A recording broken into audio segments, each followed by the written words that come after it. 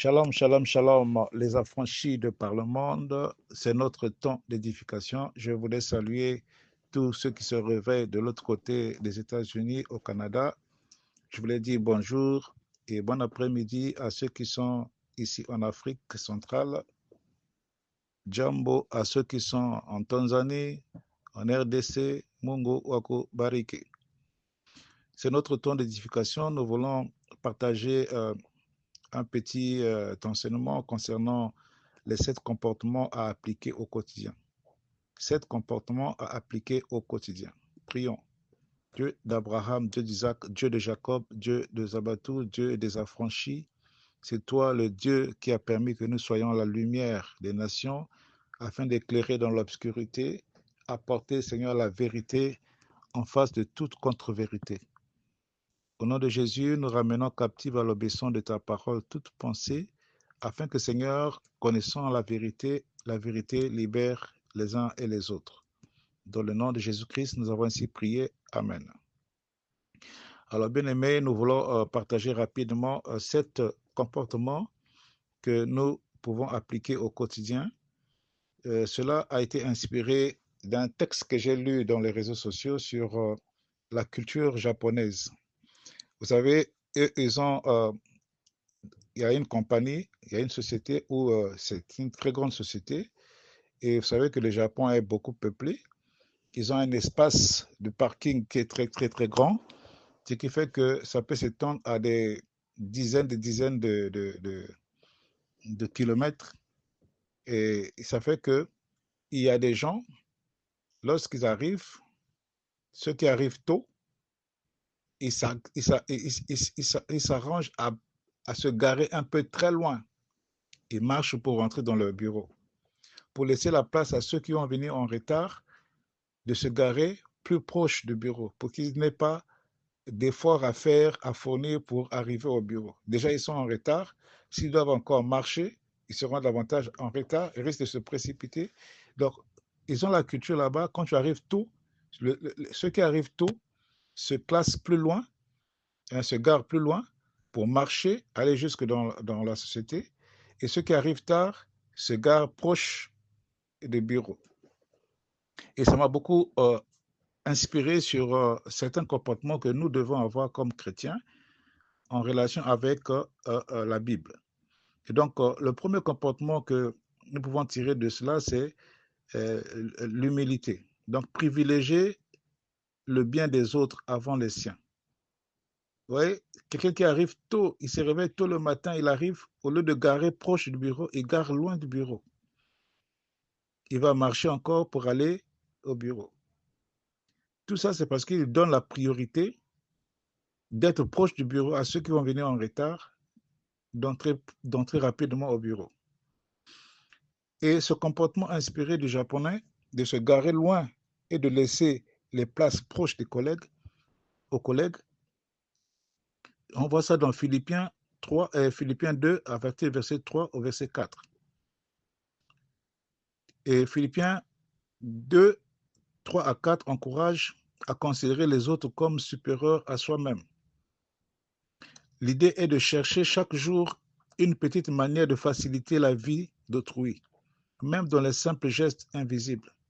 Nous avons des problèmes, nous avons des situations. Même un simple geste de prière, un simple geste d'exhortation, un simple geste d'encouragement. Cherche toujours à faciliter, à donner le privilège aux autres par rapport à toi. Ne cherche pas à prendre les premières places. Laisse un peu la priorité à certaines personnes, dans certains cas, pour faciliter la vie à d'autres personnes. Parfois, toi, tu as beaucoup à manger, l'autre n'a pas à manger. Pense aussi au bien de l'autre pour qu'il ait quelque chose à manger. Prie pour l'autre, cherche l'autre. Parfois, tu n'as pas vu ton collègue, il n'est pas venu au travail. Tu n'as pas vu ton frère, il n'est pas venu à l'église 2 semaines, 3 semaines. Tu ne poses même pas la question, ah, pourquoi il n'est pas venu? Laisse-moi l'appeler. Parfois, il est en train de mourir dans son lit. Parfois, il est en train de mourir de maladie. Il n'a pas de téléphone. Ou il a le téléphone, il n'a pas de crédit. Il ne peut pas se lever pour appeler. Il ne peut pas se lever pour acheter le crédit. Mais il a son téléphone. Si tu l'appelles, il peut répondre. Et on peut savoir qu'il a un problème. Essayons de voir un peu, laisser un peu nos problèmes derrière, essayer de voir le problème des autres. Le deuxième comportement pratique, c'est l'empathie active, avoir une empathie active.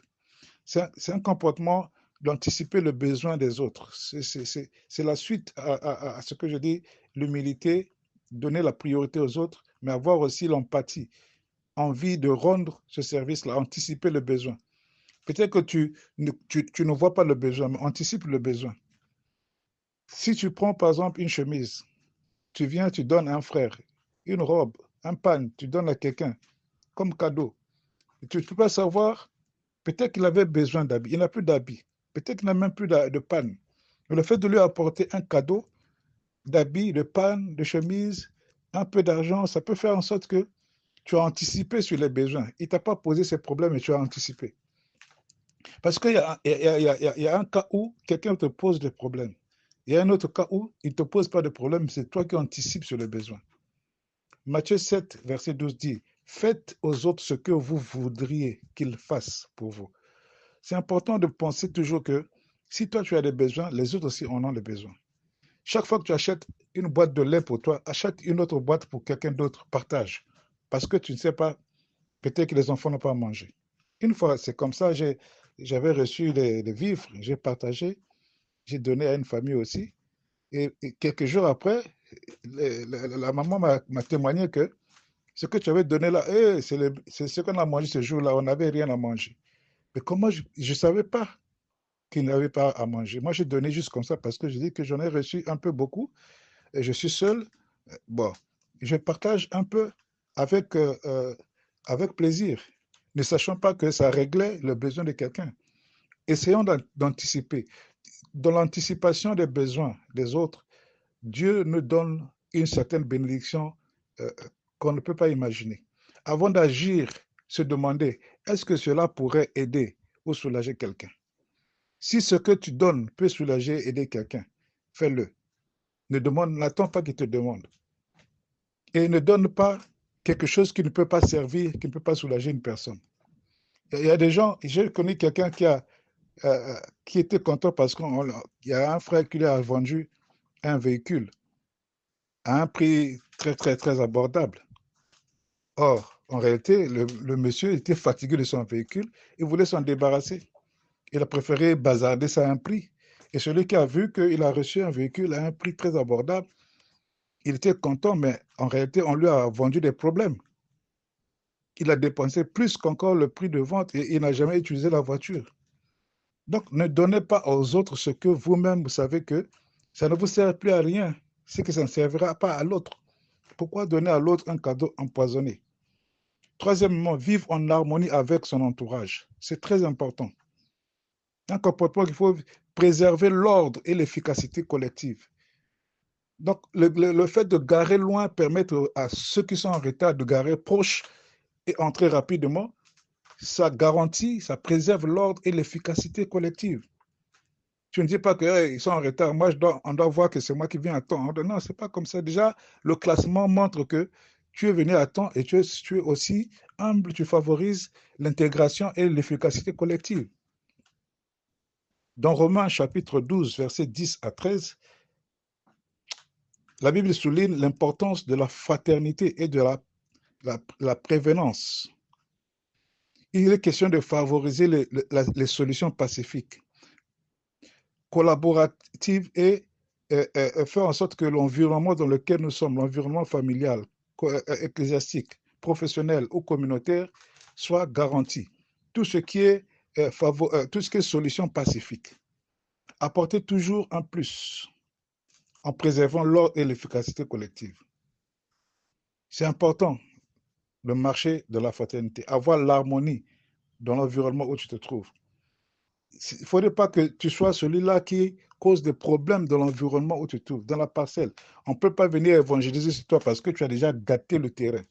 Tu es en conflit avec tout le monde. Tu penses que c'est toi qui as reçu Christ, tu es maintenant l'enfant de Dieu. C'est-à-dire que c'est toi qui manges avec Dieu et tu dis même que tu sièges dans le conseil céleste. Donc les autres ne siègent pas dans le conseil céleste et ils ne sont rien.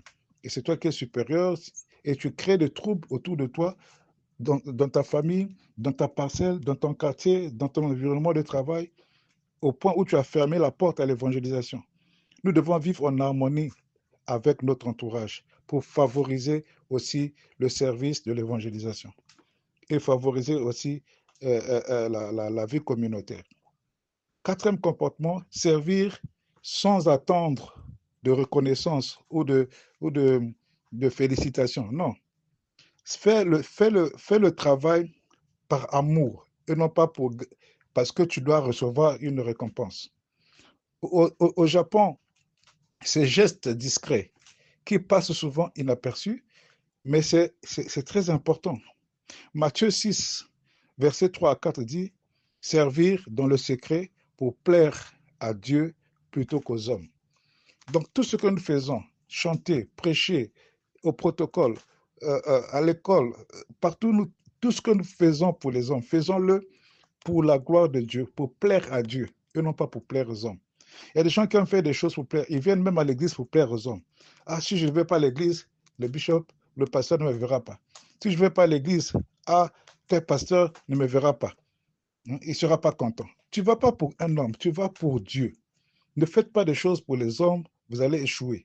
Faites les choses pour faire plaisir à Dieu, pour rendre honneur à votre Dieu, celui qui vous a appelé à ce travail, celui qui vous a appelé à ce service. Effectuez de bonnes actions chaque jour sans chercher à ce que quelqu'un le sache pour vous féliciter, pour vous encourager. Non, je ne dis pas que les encouragements sont mauvais, non. Mais il ne faut pas que ce soit l'objectif de tes services. Ne fais pas des services, ne fais pas des choses pour être vu, pour être félicité, pour être encouragé, pour montrer que il n'y a que toi, tu es le meilleur, tu es le bon, tu es le... Non, fais des choses calmement, discrètement, mais efficacement. Laisse même que les autres soient bénéficiaires de ton travail, qu'on les acclame. Mais quand on saura que c'est toi qui fais ça, tu vas rattraper tout ce retard des acclamations et de l'élévation. Cinquième comportement, cultiver l'humilité dans la vie quotidienne. Le comportement inspiré du Japon, c'est se mettre volontairement en retrait et au service des autres. Jacques 4, verset 10 dit « Humiliez-vous devant le Seigneur et il vous élèvera. Humiliez-vous devant le Seigneur et il vous élèvera. » Si vous vous élevez vous-même devant le Seigneur, il va vous rabaisser. Donc, il faut accepter des tâches modestes ou les responsabilités invisibles sans ressentir cette sensation de diminution personnelle. Non. Il ne faut pas que tu te sentes tellement diminué quand on te donne telle responsabilité, alors que l'autre, on a donné la responsabilité, il est devant les gens, on l'acclame. Tu vois, dans l'église, il y a des gens qui font un service public. Il y a des gens qui font un service caché. Mais celui qui est en public n'est pas plus efficace que celui qui fait en cachette. C'est comme dans une société, vous allez voir qu'il y a le DG, il y a le directeur financier, il y a le directeur marketing. Chaque directeur est connu au niveau de ses tiers, c'est-à-dire au niveau des partenaires avec qui il collabore directement. Le directeur financier est connu des banquiers, il est connu des fournisseurs parce que c'est lui qui les paye. Le directeur, qu'on appelle ça, HR, est connu de l'administration publique, de la SNCS, parce que c'est son domaine de collaboration. Le directeur de réseau est connu du régulateur, et voilà, et de tout ce qui est technicien, les maintenanciers, la logistique, parce qu'il faut déplacer les pylônes, il faut déplacer les choses pour aller... Oui, mais quand vous voyez le directeur commercial ou directeur marketing, c'est lui la vedette de la société. Il est à la télé, il parle plus que le DG, on le connaît même plus que le DG. Dans certaines sociétés, on connaît le directeur marketing, le directeur commercial. Parfois, on ne connaît même pas le nom du DG. Même le visage du DG, on ne connaît pas. Alors que c'est le DG qui commande. On ne connaît même pas le directeur financier. Alors c'est lui qui tient l'argent, qui paye tout. Parce que sans l'argent, le marketing ne va rien faire. On ne connaît même pas le gars qui configure la technique, le directeur, par exemple, des opérations. On ne le connaît pas. Mais c'est comme le rôle du marketing, c'est d'être en avant. Celui qui fait plus de bruit, qui dérange les gens, qui fatigue les gens avec SMS, la télé, on le connaît. Mais ça ne veut pas dire qu'il est plus efficace que tout le reste qui travaille en secret. Ouais, il faut cultiver l'humilité.